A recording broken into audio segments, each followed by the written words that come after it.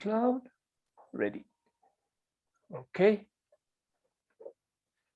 So let's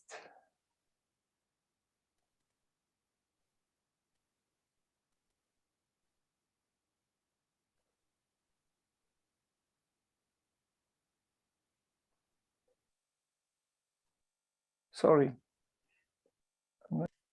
Okay, ready.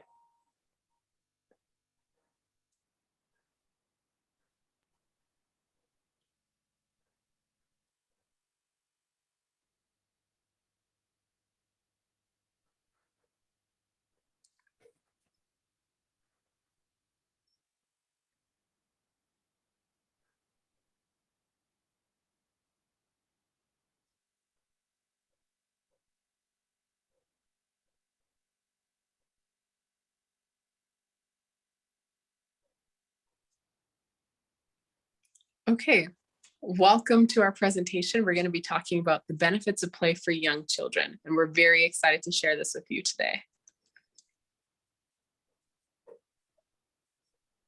What is play? Play is a state of mind that one has when absorbed in an activity that provides enjoyment and a suspension of sense of time. And play is self-motivated, so you want to do it again and again. Dr. Stuart Brown said that. George Bernard Shaw said, "We don't stop playing because we grow old. We grow old because we stop playing." In our presentation today, I will be talking about Parton's stages of play. Kylie will be talking about Vygotsky's theory of social learning. Abden will be talking about Jen Piaget play theories, and Rebecca will be talking about sociodramatic play. Play is crucial to a child's cognitive and social development. Parton's stages of play describe 5 stages of play. The first stage is solitary play. This is where a child plays alone and the child is unaware of other children playing nearby.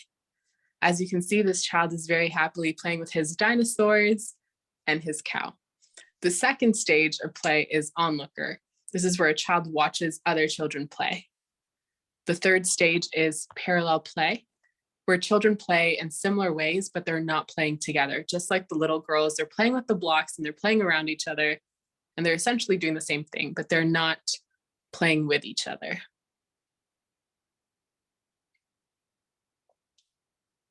Then the other stage of play is associative play. This is where children interact with each other and they share materials or activities, but they're not taking turns. Their brains haven't developed enough to learn how to take turns.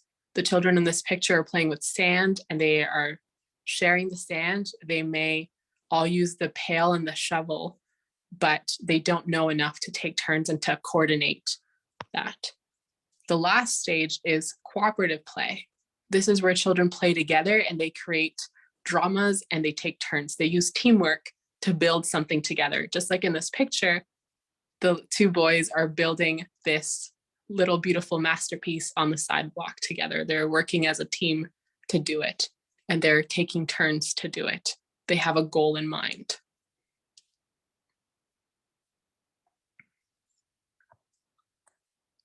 There are many benefits to children playing and using their imagination. Kids can develop social skills and learn how to interact positively with each other, cooperatively work with each other or around each other, depending on the stage on which of Parton's stages of play that they're in.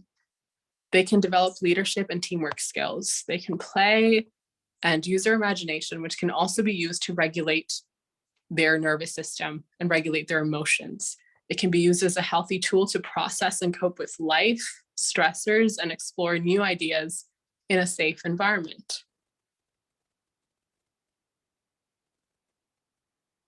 I combined Parton's stages of play with Piaget's sensorimotor intelligence. In stage 2 of Piaget's sensorimotor intelligence, we learn about first acquired adaptations. We learn that infants begin forming habits in this stage and they learn to adapt to the interactions of the world around them and the responses that they elicit. So if a child cries, it knows that their mom and dad might come, and their crying can signify that they're about to get fed, or that their mom and dad might change their diaper, or someone will come. And if they steal a child's toy, that child can become upset, or that child can become angry. So they start to learn that their actions have consequences, that they can create responses in other people. So intermingling this with part and stages of associative and cooperative play, I've learned that play and imagination have cognitive development benefits, such as helping with language development and social development. And play can create an environment where children mirror positively modeled behaviors for each other and expand their vocabulary.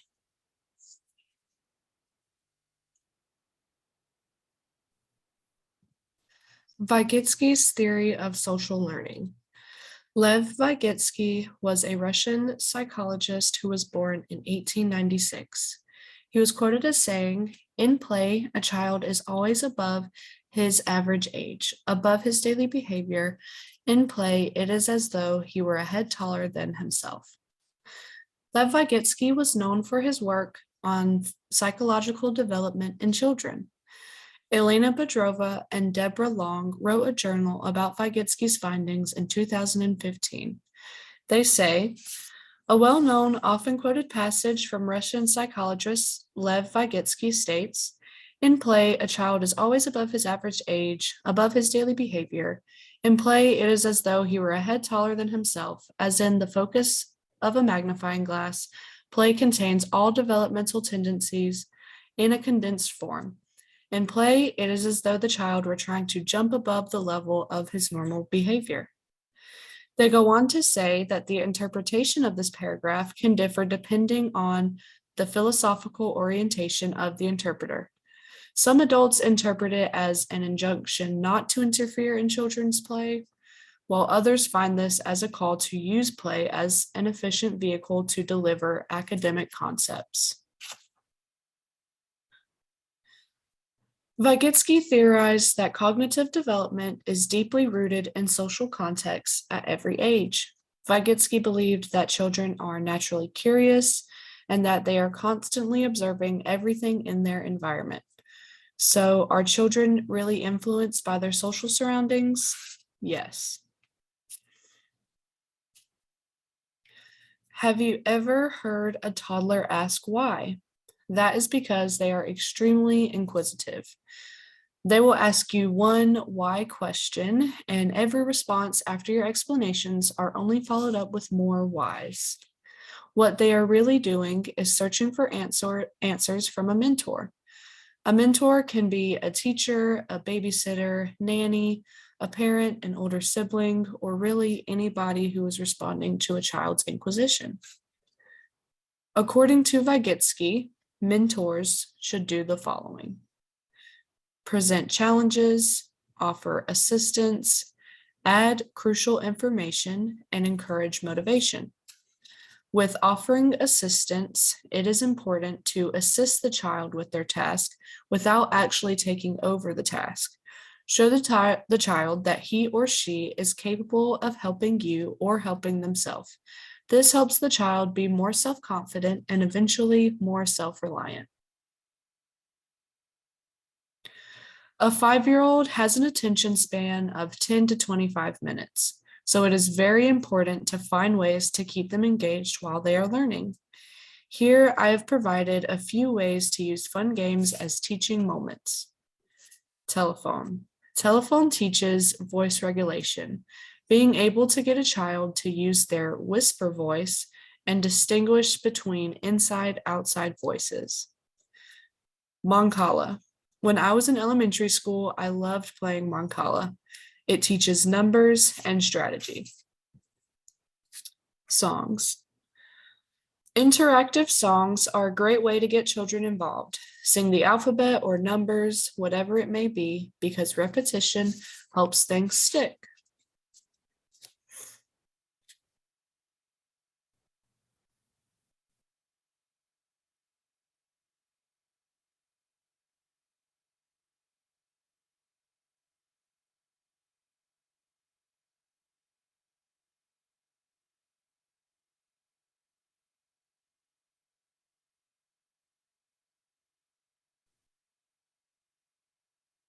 Abdon, you're muted. We can't hear you. Sorry. Yeah, now I'm going to talk about Jean Piaget and his theories of play. Jean Wilhelm Fritz Piaget in 1896-1980 transformed our understanding of cognition. He may have been the greatest developmental psychologist of all time. His academic training was in biology with a focus on shellfish, which taught him to look closely at small details. Piaget quote, education for most people means trying to lead the child to resemble the typical adult of his society. But for me, education means making creators. You have to make inventors, innovators, not conformists. Piaget's play theories. Piaget proposes 3 levels of play depending on child's cognitive development and maturity. Functional play, symbolic play, and games with rules. And Smilinski added a 4th level, which is constructive play. According to them, the type of play emerges at different ages and stages of cognitive development. So functional play is the first type of play activity in which children engage. Functional play involves repetitive physical actions, language, and manipulation of objects. Beginning in infancy, children learn that they have control of their bodies and objects, and they can act upon those objects. For example, infants play through repetitive actions like shaking a rudder, splashing in the bath, or repeatedly dropping toys from the chair. In addition, they discover and practice new motor skills such as sliding, climbing, stacking, jumping, and bouncing. Symbolic play. At around 18 months, toddlers begin to engage in pretended play and symbolic play. Children use objects, action, or ideas to represent other objects, action, or ideas in a play.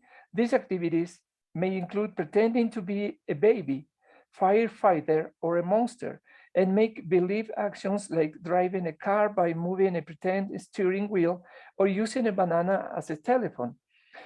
Symbolic play encourages the development of social skills, academic abilities, and behavioral self-regulation. Okay, the third one, constructive play.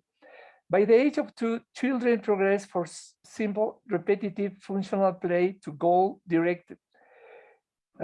Creative activities, for example, children engage in constructive play when they manipulate objects like blocks of craft supplies to create something.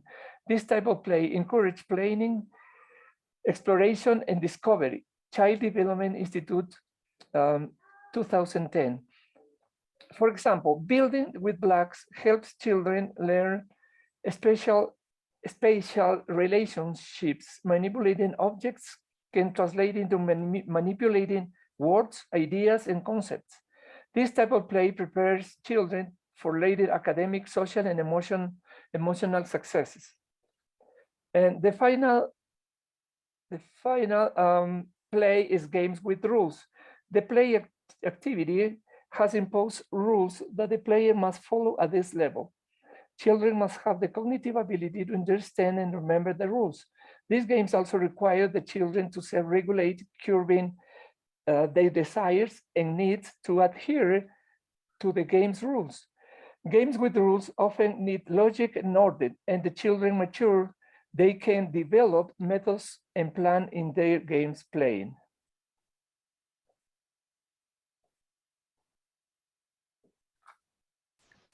Okay, I'm talking about a specific kind of play called sociodramatic play.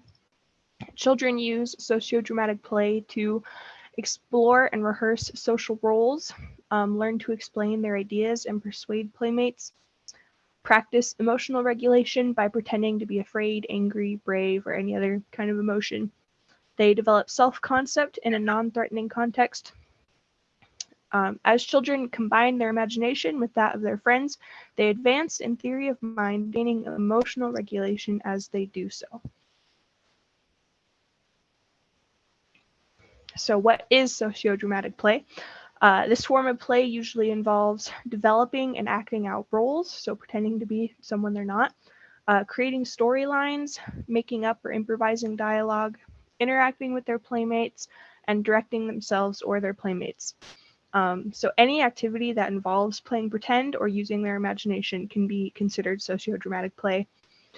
There are two kinds of sociodramatic play. It can be either unstructured, in which case the child just plays by themselves, or structured, where a parent or a teacher or some other kind of mentor can help give them ideas and encouragement and assist them in their play where they want them to. Dramatic play involves breaking free of the limitations of reality and allows for natural learning.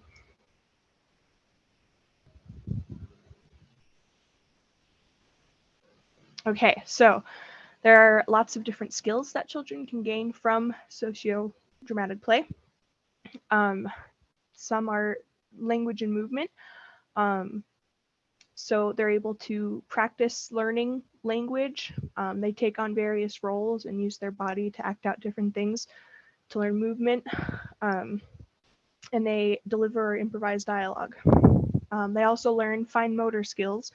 So if they're playing with dolls in the picture, she's using a little spoon and learning how to hold the spoon correctly, and she'd learn how to dress the doll and those kinds of things. They learn how to manipulate objects in that way. Another thing is cognitive skills. When they use their imagination and creativity to construct various scenarios, their memory can improve as they recall things that have happened when they're trying to recreate them from the past. And different forms of pretending can teach different skills, like pretending to go shopping is an opportunity to teach them about how money works. And playing with other children helps them learn how to interact better. Emotional development. Sociodramatic play can help children deal with situations that they might find scary, such as going to the dentist, or like riding on an airplane or going on the bus or anything else.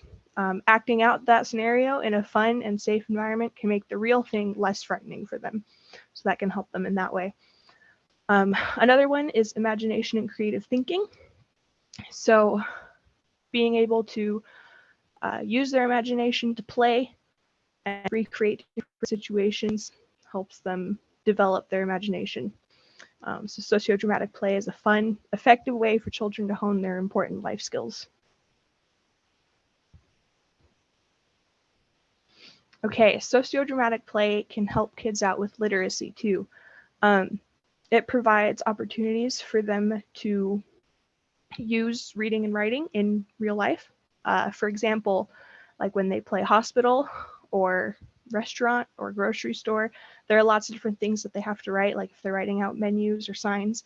And doing things like that can help them understand the importance, the value of literacy skills. It helps them realize how frequently they actually need to use those skills. It gives them opportunities to practice reading and writing in a fun way. And it helps them experiment with writing different texts. So